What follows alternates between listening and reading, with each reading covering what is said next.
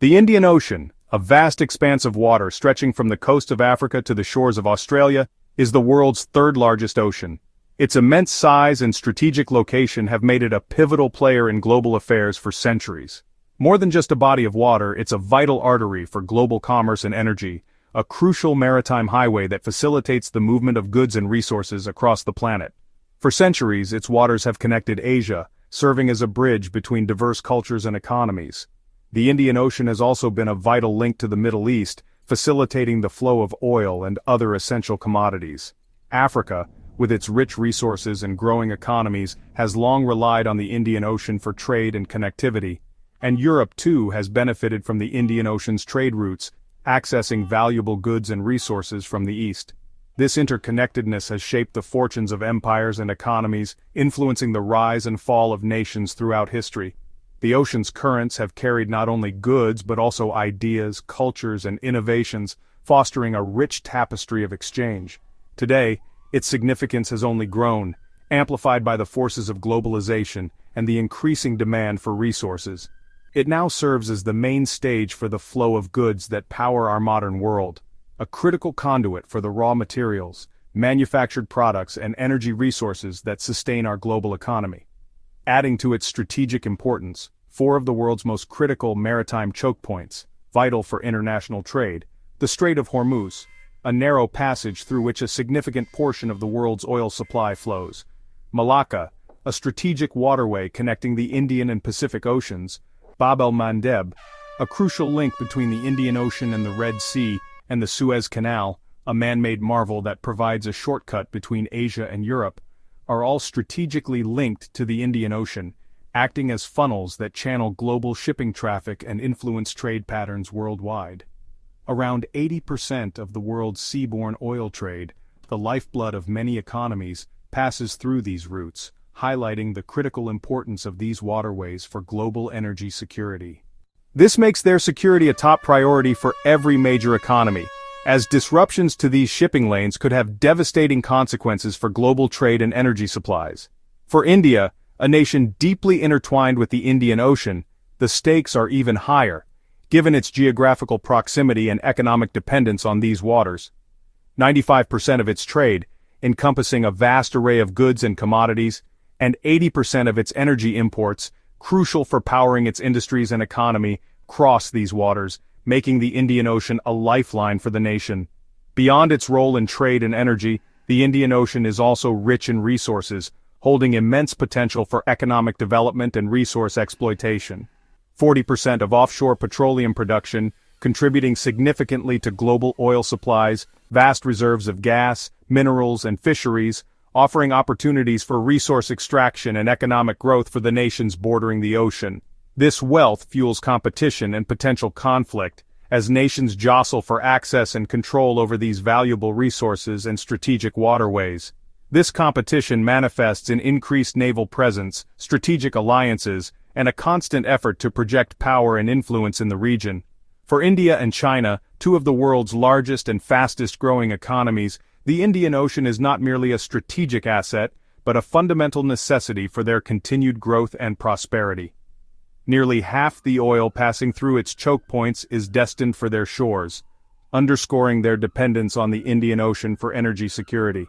The contest for influence here, driven by economic interests, strategic considerations, and the pursuit of regional dominance, will undoubtedly shape the geopolitical landscape of the 21st century, determining the balance of power and the future of international relations in the region and beyond. India and China's rivalry, once primarily defined by those tense Himalayan border disputes, was characterized by skirmishes in remote, unforgiving terrain.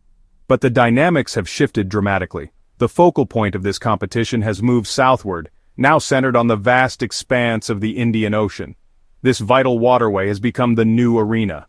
The 1962 border war, a conflict fought in the high-altitude Himalayas, left deep scars on both nations, shaping their perceptions and policies for decades to come. It was a defining moment.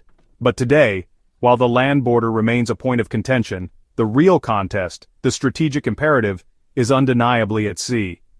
The waves are the new battleground. Economic power now flows primarily through maritime routes carried by countless ships traversing the oceans. These sea lanes are the arteries of global commerce. And the nation that effectively secures these vital sea lanes, ensuring the safe passage of goods and resources, holds a decisive advantage in the global balance of power. China, historically a land power, with its vast continental territory and rich history rooted in agriculture and internal development, has rapidly expanded its naval ambitions, investing heavily in modern warships, aircraft carriers, and advanced maritime technology. This expansion is driven by a need to secure its crucial energy lifelines, ensuring a steady supply of oil and gas, and to protect its burgeoning trade interests across the globe. The Malacca Dilemma, China's inherent vulnerability at the narrow and congested Strait of Malacca, a critical choke point for its energy imports, fundamentally drives its strategic push for a more robust and permanent presence in the Indian Ocean, seeking to diversify its access routes and project power. For India, the Indian Ocean is not just a body of water, it's its backyard, its maritime heartland, long considered its exclusive sphere of influence, a region where it has historically enjoyed unchallenged dominance and strategic depth. But China's increasingly assertive entry into this domain has shattered those old assumptions, challenging India's long-held position and redrawing the strategic map. This has turned the simmering rivalry into a direct and increasingly intense contest for maritime dominance, a struggle for control and influence over vital sea lanes. India's unique geography, with its long coastline and central location in the Indian Ocean, gives it a natural and significant strategic advantage. But that inherent advantage is now being actively challenged by China's growing naval presence and its development of strategic infrastructure in the region. The Indian Ocean is no longer a quiet flank, a relatively peaceful backwater. It's now a zone of intense geopolitical competition. It's the new front line in the evolving power dynamics between these two Asian giants. The stakes security, the protection of vital trade routes, economic prosperity for the region, and ultimately regional leadership, and the ability to project power on the global stage. China's Belt and Road Initiative, often referred to as the BRI, stands as a monumental undertaking with global implications. It serves as China's primary instrument for expanding its sphere of influence, particularly within the strategically vital Indian Ocean region. This initiative is reshaping trade routes and geopolitical dynamics. Officially launched in 2013, the BRI ambitiously promises to enhance global connectivity through a network of massive infrastructure projects. These projects encompass a wide array of developments, including modern roads, efficient railways, essential oil and gas pipelines, and most notably the construction and expansion of strategically located ports.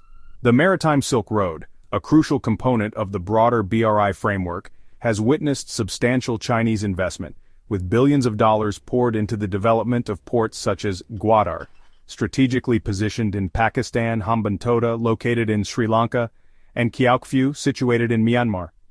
These infrastructure projects provide China with vital commercial access to key maritime routes, and also the potential for establishing naval footholds, significantly extending its strategic reach far beyond its own borders. As a result, host countries often find themselves becoming increasingly economically dependent on China, which can lead to their foreign policies and international stances aligning more closely with Beijing's strategic interests. However, critics frequently caution against the dangers of what they term debt-trap diplomacy. The case of Sri Lanka's Hambantota port, which was leased to China for a period of 99 years following defaults on loan repayments, serves as a stark cautionary tale, highlighting the potential pitfalls of such arrangements. Ultimately, the BRI represents not only a development initiative but also a strategic endeavor aimed at enhancing China's geopolitical leverage and influence on a global scale. For India, the Belt and Road Initiative poses a direct and significant challenge to its own regional influence and strategic interests in the Indian Ocean region. Alongside economic investments, China is rapidly expanding its navy, building a string of pearls, a network of ports and bases from the South China Sea to the Indian Ocean. The crown jewel is China's first overseas military base in Djibouti, giving the plan a permanent foothold at a key choke point. China is also expanding in Cambodia and Pakistan, with Gwadar seen as a future naval outpost. The Chinese Navy is growing at an unprecedented pace, with new warships and regular patrols in the Indian Ocean. This presence builds relationships, gathers intelligence, and signals China's long-term commitment. China is deploying surveillance ships and satellites, mapping the ocean floor and tracking activity. These moves erode India's traditional advantages, and create a persistent security challenge. The Indian Ocean is now a contested maritime frontier. India is responding to China's push with a multi-pronged strategy: military upgrades, regional partnerships, and alternative development models. India has built new bases on Minicoy, Lakshadweep, and Agalega, Mauritius, and secured access to Oman's Duqm port, extending its reach. It offers grants and capacity building, not just loans, to regional partners, funding projects in Mauritius, the Maldives, Seychelles, and Sri Lanka. India positions itself as a reliable, transparent partner, contrasting with China's debt-driven approach. Security ties with the US, Japan, and Australia have deepened through the Quad, with joint naval exercises and logistics sharing agreements. India aims to be the region's primary security provider, keeping the Indian Ocean free and open. The contest is as much about winning trust as building bases. India's challenge-match rhetoric with real capability. For decades, the U.S. Navy guaranteed Indian Ocean security, anchored by the Diego Garcia base. But America's global retrenchment has reduced its day-to-day presence, creating a power vacuum. China has seized the opportunity, investing billions and expanding its military footprint where the U.S. has pulled back. Regional states now hedge their bets, building closer ties with Beijing. India, once wary of foreign military presence, now faces the burden of regional security. The U.S. still matters, but India can no longer rely on it as the ultimate guarantor. This shift forces India to accelerate naval modernization and diplomatic outreach. The absence of a balancing power heightens the India-China rivalry. The stakes and risks are higher than ever. Tiny island nations, Mauritius, the Maldives, Seychelles, have become strategic prizes in the India-China rivalry. Their value lies in vast, exclusive economic zones and their locations along critical sea lanes. Both powers court these nations with aid, infrastructure, and security assistance. India leverages historic ties, providing patrol boats, training, and building facilities like the Agalega airstrip.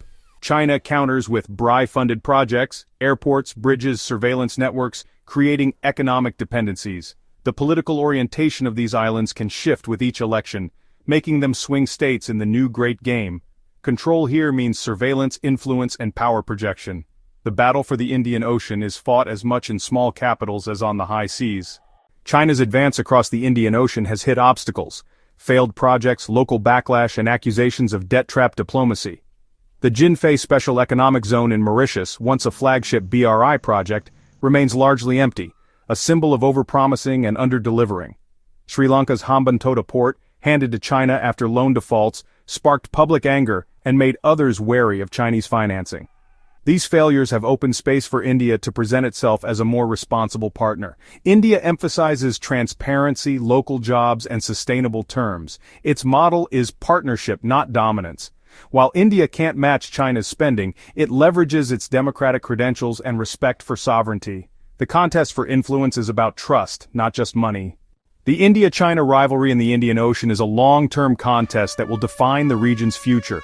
China will keep expanding its BRI and naval presence, seeking new bases and deeper influence. India will accelerate its naval modernization, expand partnerships, and promote itself as a democratic alternative. The U.S. role remains a wild card. Its engagement or retreat will shape the balance of power.